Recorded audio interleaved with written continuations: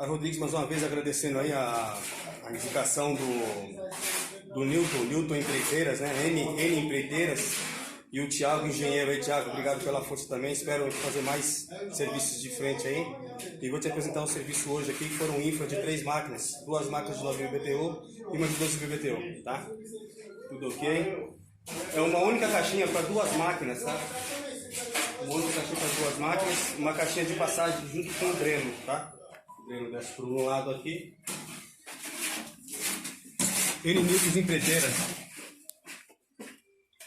Indicação forte pra gente aí, tá? Essa é a outra máquina, passando a tubulação novamente na lateral do apartamento, saindo numa sala.